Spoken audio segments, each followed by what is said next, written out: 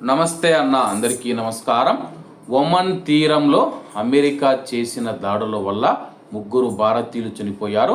అందులో మనం చూసుకుంటే కానీ ఆంధ్రప్రదేశ్ రాష్ట్రానికి చెందిన ఒక వ్యక్తి చనిపోవడం జరిగింది.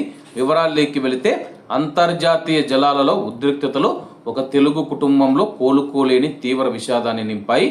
ఇటీవల ఒమన్ తీరంలోని సమీపంలో ప్రయాణిస్తూ ఉన్న ఒక వాణిజ్య నౌక షిప్ పైన అమెరికా సైనిక బలగాలు జరిపిన ఆకస్మిక దాడిలో ముగ్గురు భారతీయులు ప్రాణాలు కోల్పోయిన సంగతి తెలిసిందే.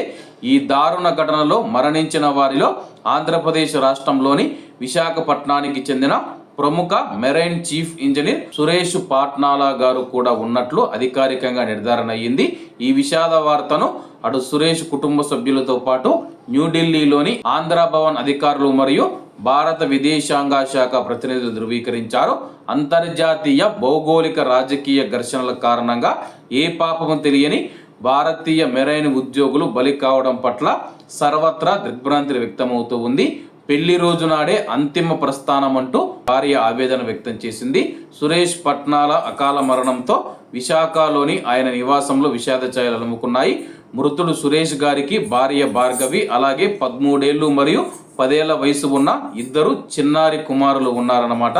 ఇంటికి పెద్ద దిక్కుగా ఉన్న భర్త ఇక లేరనే వార్త వినగానే భార్య భార్గవి కన్నీరు మున్నీరుగా విలపిస్తూ ఉన్నారు.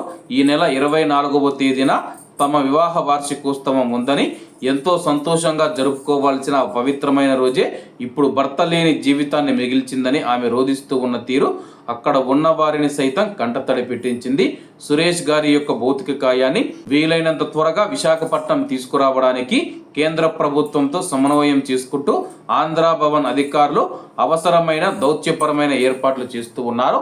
ప్రస్తుతం మనం చూసుకుంటే కానీ ఫస్ట్ సురేష్ గారు చనిపోయారంటే ఆమె భార్య నమ్మలేదన్నమాట.